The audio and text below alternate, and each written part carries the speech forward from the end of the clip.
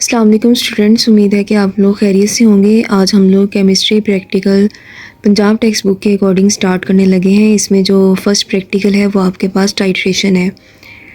Titration की define क्या है, टाइट्रेशन हम लोग क्यों यूज़ करते हैं।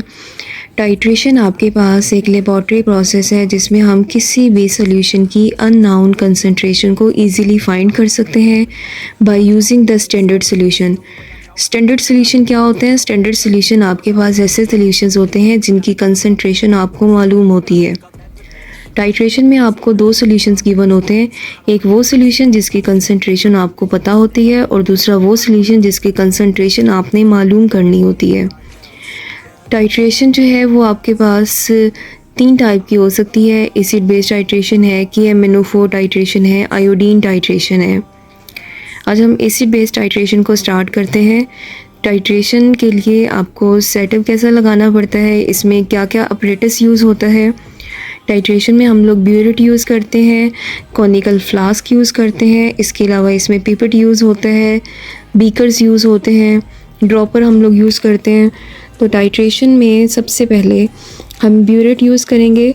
ब्यूरेट में आपने वो सोल्यूशन फिल करना है जिसकी कंसंट्रेशन आपको पता होगी, जो आपके स्टैंडर्ड सोल्यूशन होगा। कॉनिकल फ्लास्क या जिसे टाइट्रेशन फ्लास्क बोलते हैं, उसके अंदर आपने वो सोल्यूशन फिल करना है जिसकी कंसंट्रेशन आपको मालूम नहीं है, जिसकी मालूम करना चाहते हैं। टाइट्रेशन का प्रोसीजर क्या है? टाइट्रेशन में सबसे पहले हम ब्यूरेट यूज़ करते हैं। ब्यूरेट की जो रीडिंग है वो 0 से 50 ml तक होती है। ब्यूरेट के अंदर आपने वो सोल्यूशन फिल करना होता है जो स्टैंडर्ड सोल्यूशन है, जिसकी कंसंट्रेशन आपको नाउन होती है।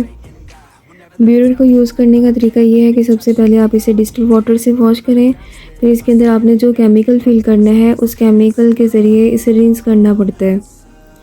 सेकंड जो स्टेप होता है, आपने कॉनिकल फ्लास्क या टाइट्रेशन फ्लास्क, इसके अंदर सैंपल लेना होता है जिसकी कंसंट्रेशन आप मालूम करना चाहते हैं।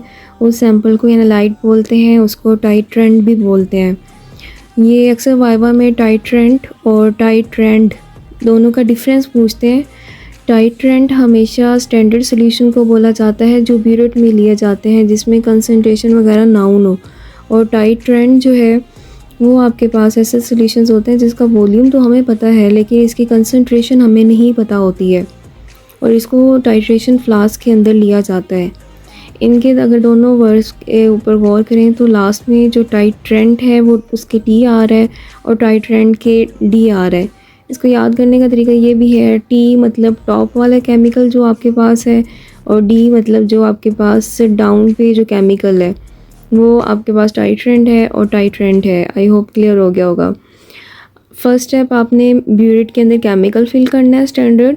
सेकंड स्टेप, आपने क्या करना है, टाइट्रेशन फ्लास्क, इसके अंदर 10 ml आपने बेस लेनी है, और इस बेस के अंदर आपने एक इंडिकेटर डालना होता है। अगर आपके पास स्ट्रॉन्ग बेस टाइट्रेशन है तो यहाँ पे जो इंडिकेटर है वो आपके पास होगा फिनोफ्थलीन, और इसके आपने 1 से 2 ड्रॉप्स डालने हैं। टाइट्रेशन फ्लास्क के अंदर सबसे पहले आप बेस डालने के बाद इसमें 1 to 2 ड्रॉप्स आप लोग क्या करेंगे, इंडिकेटर डालेंगे। इंडिकेटर जैसे ही डालेंगे बेस का जो कलर है वो डार्क पिंक सा कलर हो जाएगा। अब आपने क्या करना है, इसको टाइट्रेट करना है।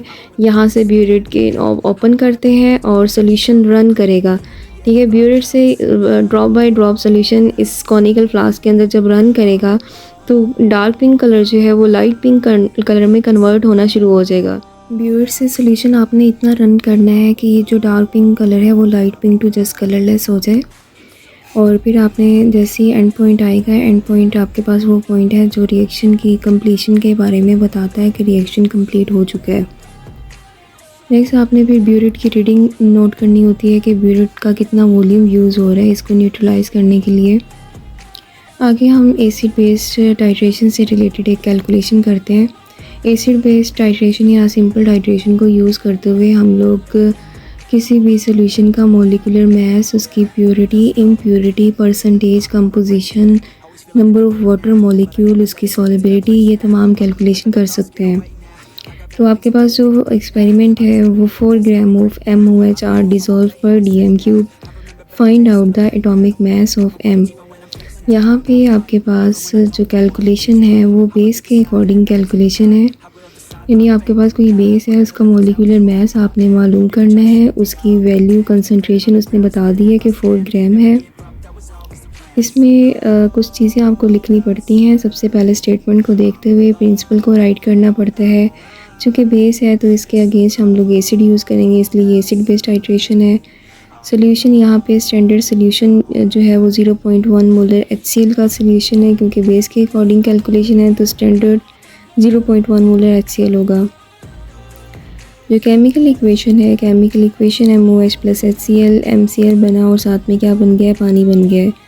इसमें मोल रेशो आपने बतानी होती है। मोल रेशो ये स्टार्ट वाले जो नंबर ऑफ़ मोल्स होते हैं दोनों का 1-1 है, तो यहाँ पे मोल रेशो 1 आ जाएगी।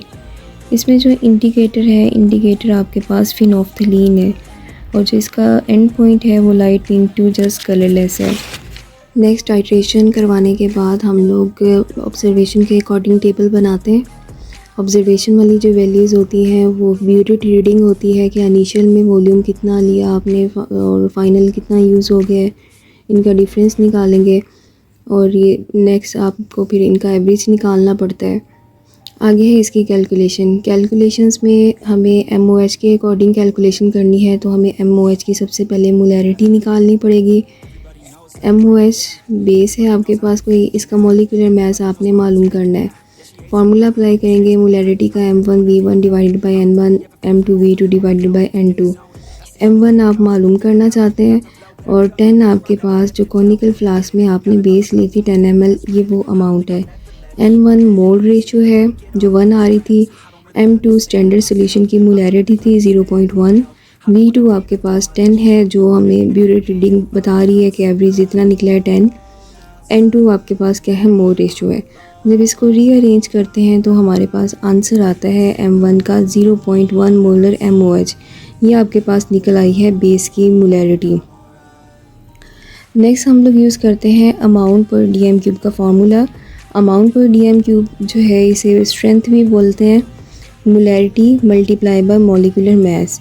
अब यहाँ पे आपको मोलैरिटी भी दी हुई है और अमाउंट पर DM क्यूब की वैल्यू भी दी हुई है। वो तमाम कैलकुलेशन जिसमें अमाउंट पर DM क्यूब गिवन हो, वहाँ पे अगर आपने मॉलिक्यूलर मास अप्लाई करना है तो इस तरीके से सॉल्व करते हैं उसे।